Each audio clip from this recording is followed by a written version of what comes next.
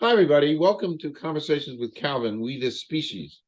Chronologically, it's November 2nd, and I'm back with Jon D'Amore. And John and I have a great history. The last 6, 7, 8, 9 years, how I met him, and I marvel at the universe for the connectivity, how we met. I think it was Metuchen that first time, John. And you were doing a book reading in Metuchen. John is a best-selling author, and he's back in Jersey, although he's on the road now doing promo work for his latest book, which I'm going to hold up. I don't mind holding it up. It's Me and George. And boy, you're going to talk about this. Boy, do I love the premise of this, because George Washington has always been a hero of mine. So we'll talk about that.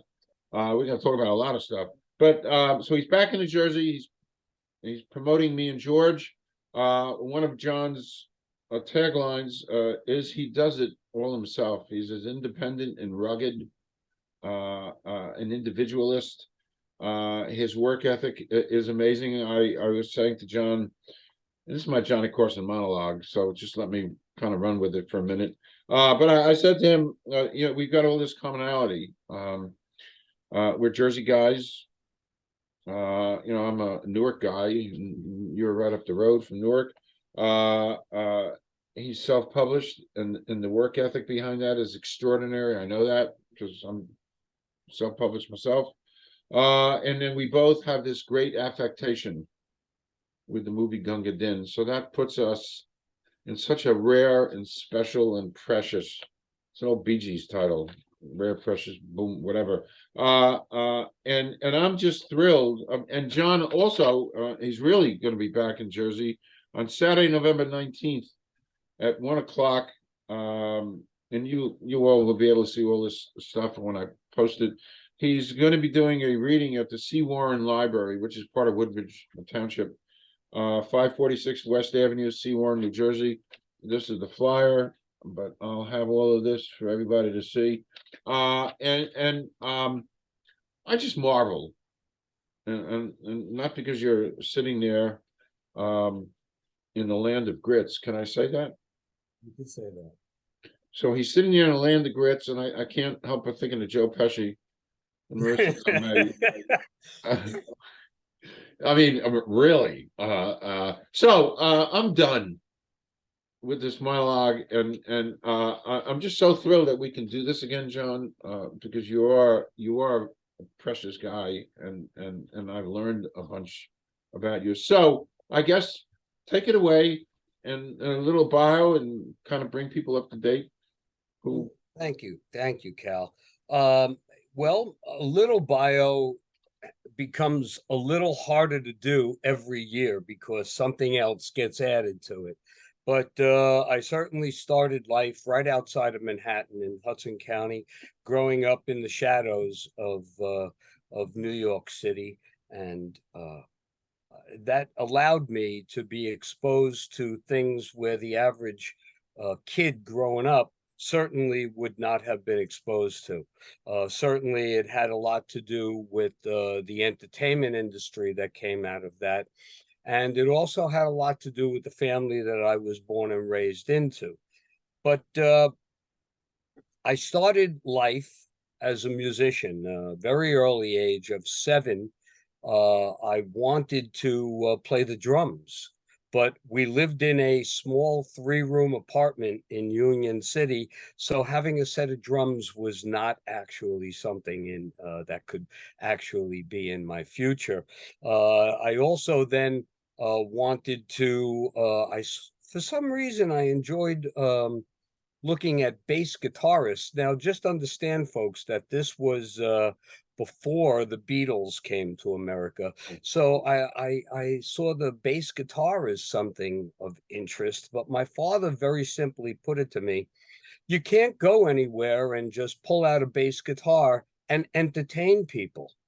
So he bought me a very inexpensive $35 wooden acoustic guitar with the strings about that much off the neckboard. And so try being about 7.5 years old and pressing down on something like that. But every Saturday, either he or my mom took me to guitar lessons, and Oh, every night after we ate dinner, I had to do my homework for school, and then he made sure that I practiced no less than an hour. After about a year and a half, I got it, and I really loved playing the guitar, and I loved going to lessons every Saturday, and I loved learning about music. Then the Beatles hit, and that did it for me. Where the average kid sat in front of that little black and white TV on February 9th, 1964, and lost their minds over these four guys, which I certainly did, but not for the same reason. I was looking at their hands on the necks of those guitars and yelling out to my parents, look, it's a D minor seventh and it's an A suspended or something like that. And so I just accelerated my interest in music from that point on. And after high school, of course, after being in all the local popular high school bands and playing in all the dances that we had at that time, I played in some bands that were very fortunate to play the Jersey Shore and in New York City after high school. And uh, then went on in my 20s to become a session musician, simply because of those guitar lessons I had taken back in my youth. And actually, I took lessons up until I was 21. So for 14 years, I learned everything I possibly could about the neck of that guitar and how to make it work for me, and had a great time. But then somewhere around in my mid 30s, the music had changed to something I no longer enjoyed. I had my run. I certainly wasn't going to become Bruce Springsteen or Eddie Van Halen by that point. So I changed careers and got involved in the corporate world. And I used my ability to be able that taught me to get up on stage and perform in front of anywhere from a few hundred to a few thousand people every night. And I used that ability in the corporate world to be able to do presentations at conventions and conferences and seminars for the next, oh, I don't know, 14, 15 years. At that point, the corporate world no longer interested me because I saw the people that I had to answer to in that environment and didn't want to grow up to be like them. So I threw away my ties oh, and and went out to California and got involved. I actually started writing the manuscript at that point for my first book, which was a memoir of something. There you go. The boss always sits in the back, which was a memoir of me and my family back in New Jersey uh, at that time, and some things that we did in Las Vegas. And I got involved in, oddly enough, the writing industry out there, but they don't read or write books in Los Angeles. They work on screenplays. So I spent about a year and a half of my time learning to do the best I could with screenplays. And at that point, I became what's called a script doctor. I wound up working for a lot of independent production companies, some of the studios, and did that for, again, about another 14, 15 years. And at that point, a lot of people were telling me that I should take that manuscript for that book that I wrote, which I had also turned into a screenplay, and and publish it or get it published. And I tried real hard, but I could not find a legitimate agent, either in LA or New York, because at that point I was an unknown. I had hit what they called the gray wall.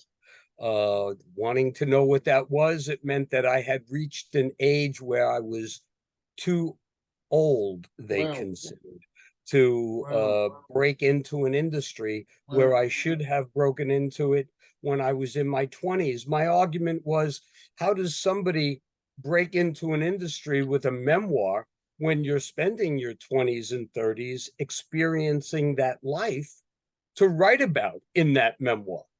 But doesn't matter what logic I used. The end result was that it was very difficult to find a legitimate agent.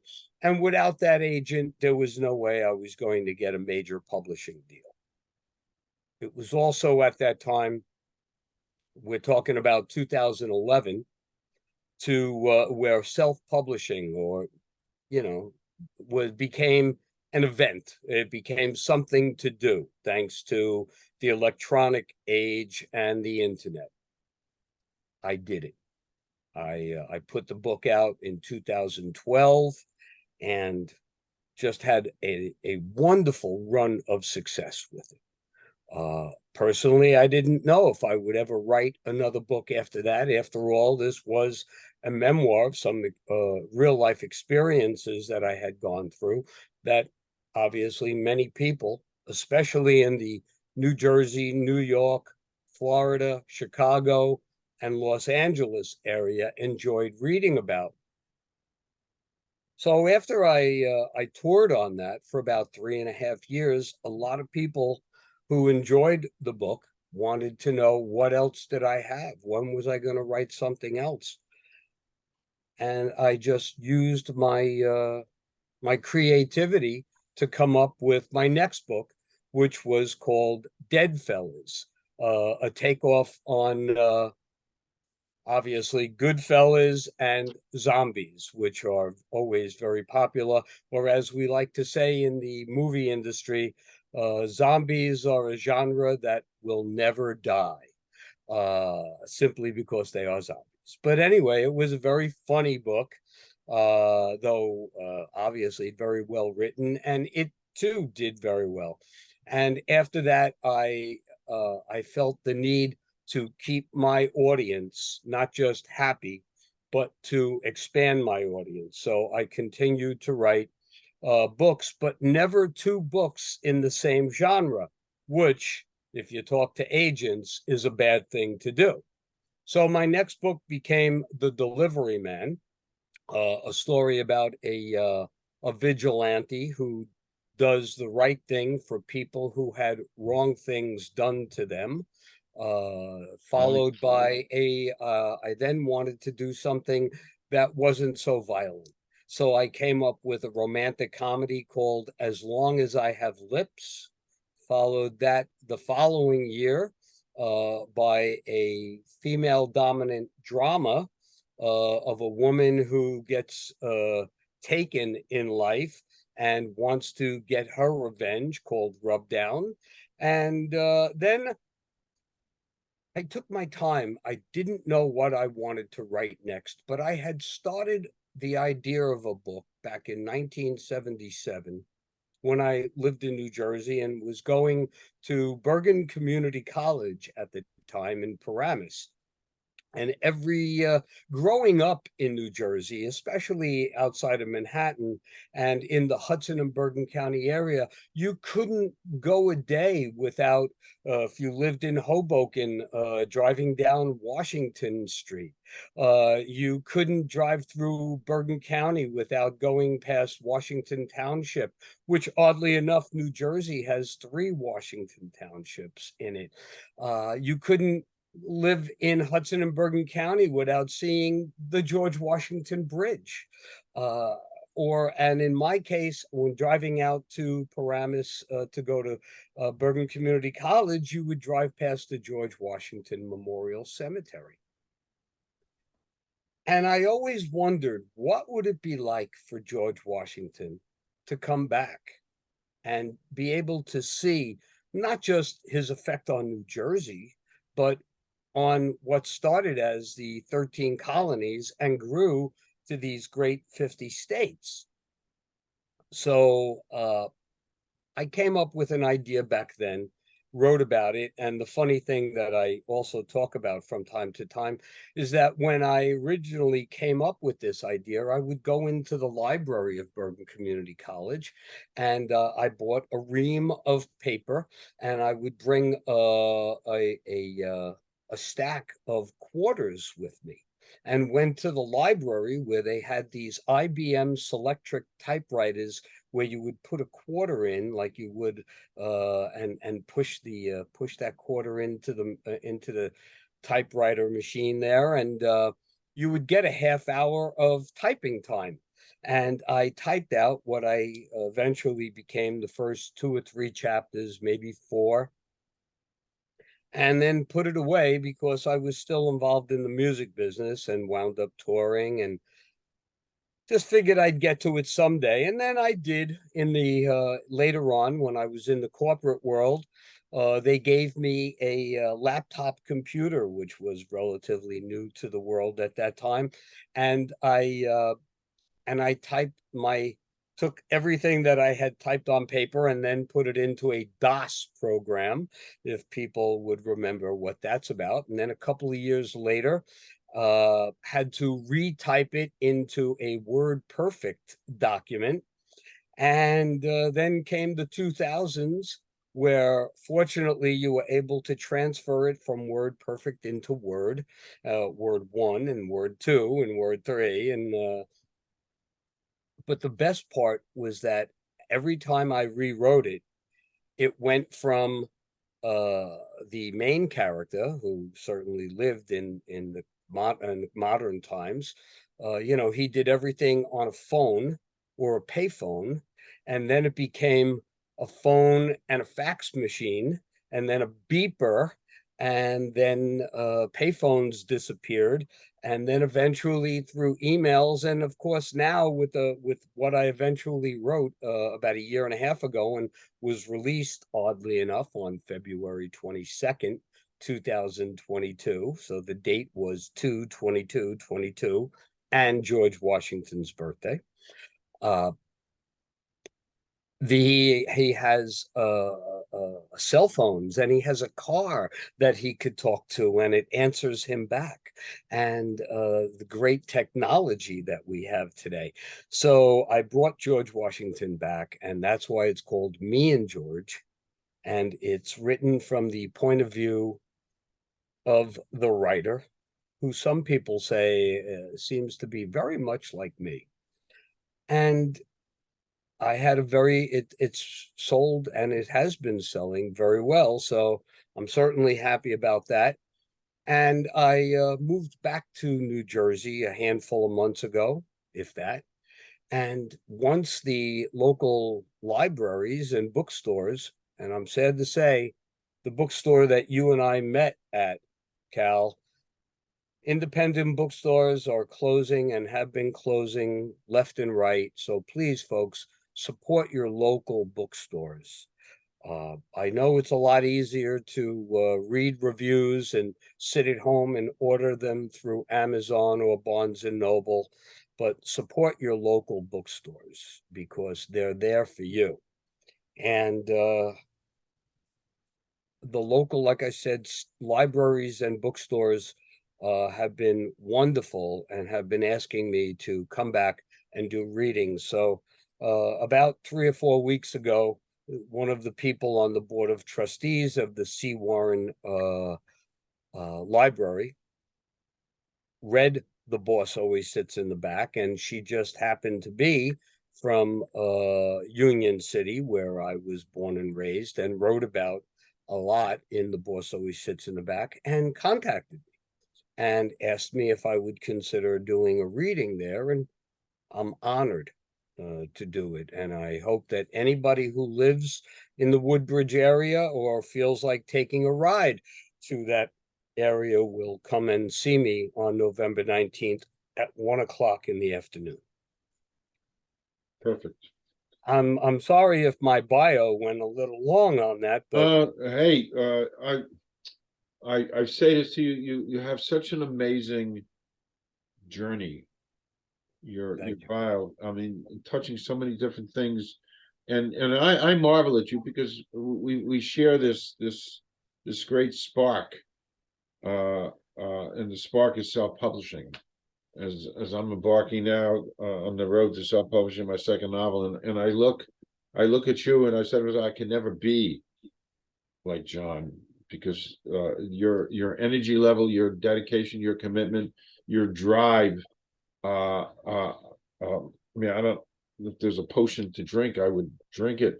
But so I truly marvel at you, Jon. And being on the road, I know I can never go on the road because I can't. You can't see it, but I'm chained. There's a chain. There's a chain here that keeps me in my chair for 12 hours a day, and I don't have that luxury to explore the world. But what you do is it's just amazing. And yeah, I will try if the world is good to get there. To see Warren Library, which is part of Woodbridge. We talked about that. Saturday, November 19th, 1 p.m. 546 West Avenue, Seawarren, New Jersey. And because of you, I spoke to Gail, who's affiliated with the library, and I'd like to do a story about the history, because there's a really nice history. It's an old building, and you know, we both lived in Jersey all our lives, most of our lives, and Seawarren is not, you know, high on a list of places to go visit because it's just a small little section of Woodbridge. Again, by the way, one quick little anecdote. I just love to hear you say it again. From the boss always sits in the back. This is really very special to me. But you had said to the powers that be that you wouldn't publish this until they were gone, out of respect. Correct? Yep, that's right. See, I know a lot about you, Jon. And I just thought that was really, really neat and very respectful. And again, this should be a movie. It should be, because it's so alive, and you know, you're writing it because you lived it. And one quick question, and I kind of the last maybe quick question is how in the world do you come up with all this stuff? Well, I've always been very creative, whether it was musically or as an author or a screenwriter. Uh, I've always been creative. There are great stories out there. There are always things going on in our lives that are worth expanding on. And obviously, The Boss is a very factual and true story. But even in all of my other books, there are little bits of real life that have happened to, if not me, others. And you use them because they are part of reality. And there's nothing better in a fictional story than little bits of reality. I mean, in all of my books, I use world events as the backdrop for the fiction that I use in those stories. And of course, the main thing is, you know, we can't always depend on our memory. Certainly, because you know, we fill our brains up more today than our parents ever needed to. There is more things that we need to have access to in our brains, so you can't always recall the details when you need them, especially when you want to write about it. So certainly years ago, we all had notebooks that I would just keep a creative notebook, whether it was for writing lyrics, or maybe I had a chord pattern or something for music that I wanted to remember to use for something. And then even in my corporate world, you needed to write down, remember to contact this as a follow-up in business, in 6 months or 8 months or 10 months from now. And thankfully, thanks to the electronic world, every time I have an idea in my computer right now, I have a file that is just, titles for future books, names for future books, Right. ideas for future stories, chapters, or maybe not chapters, but a few pages of use this, and go back to it. I mean, that's what I did with Me and George. I started writing it on a typewriter in 1977. And Wow. obviously brought it to life in 2020 and 21 in order to release it for 2022. But how do I do it? I have, and I hear it all the time. People say to me, I should write a book. I have great stories. Write them down, put them down. Oh, I don't know how to write a book. That's okay. Nobody who never wrote a book before knew how to write a book. The object is to start one. And the best thing about it, folks, if I can give just a little bit of advice to those of you, because I do creative writing classes for high schools and colleges from time to time. I get asked to speak at them. It's very simply this: we are luckier now than ever before when it comes to writing. Think about the people who had to do it on parchment paper and a quill, and they had to write entire stories, and then at some point go, I forgot to say this, or I think I should put this in, and they'd have to write that page all over again, and maybe that entire chapter all over again. And then think about, back in the early 1900s up until the 80s, where it had to be done on whether it was an old typewriter or an electric typewriter. There was no memory up until that time. So if you wrote something and then you wanted to rewrite it, you had to do that. But the great part is with computers, you don't even need to write in a linear fashion, meaning type in chapter 1 and go from there. When I started writing The Boss, I thought chapter 1 would take place on my 22nd birthday.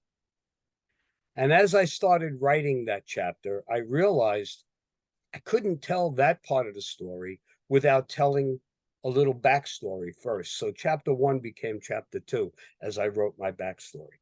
And then as I started getting into the book, I realized I couldn't tell that following chapter unless I told more of some backstory. So what actually started as chapter 1 is now chapter 5. Wow. Because we have that ability with computers. And also, I had ideas that I wanted to put in the book, but it wasn't up to that point yet. So I would write a section or a chapter, save it, put it someplace else.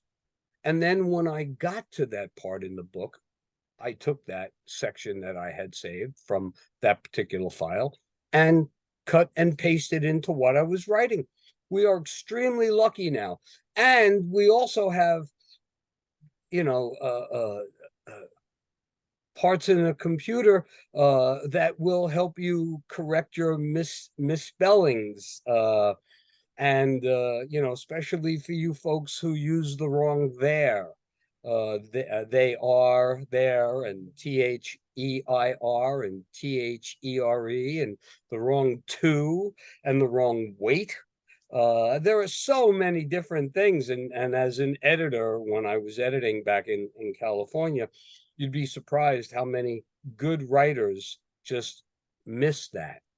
So if you do have stories that you want to write, you can write them if you really dedicate yourself to it. There you go. Perfect. That's a great way to kind of sign off. That's wonderful words of wisdom. And again, from somebody who has done it, I can certainly identify with your words and feel your words and know your words, because that's me. I've done this now twice. I have a couple more left inside me. Um, I'm going to write a novella. I don't have the strength to write a long novel. I'm going to write a novella next, a comedy. I've never done that. I've always done serious stuff, heavy stuff. But next up. But anyway, Jon, I love you, man, and it's a great friendship. I Yes, marvel. Cal, thank you very much. I love you too. I really do, and I love what we do. Yep, Okay. yep. So I love saying come back, because you will, and we'll come back and talk about the next project. And I'm always here for you. We talked about before you went on air the institution of loyalty, how important it is. It's a great thing. I am If hugely I can get one little plug in, yes. folks, if you'd like to read some of my books, certainly you can. Uh, unfortunately, like I just said, get into bookstores, but if you order them on Amazon or BarnesandNoble.com, you can get them there. But if you want signed copies of my books, please go to Jon D'Amore, JONDAMORE.com. Go there, go to the buy page. You can also read the synopsis for each of my books. It's on the website. You could buy one or all six of my books, where I have combo packs at discounted rates, and I'd be happy to sign them to you. Thank you, Cal. By the way, your website, I just want to say, I spent time there. It's kind of like a museum with the pictures you have up there. My goodness, the picture you asked me before we went on air, do I have any pictures? I said, you kidding me? I have hundreds of you.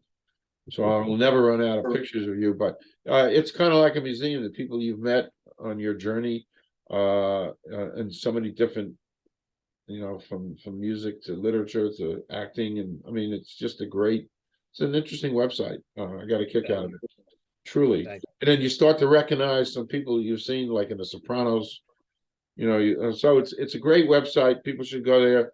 People should try to get to see Warren on the 19th. And again, thank you. Please come back. And I only wish you good things, Jon.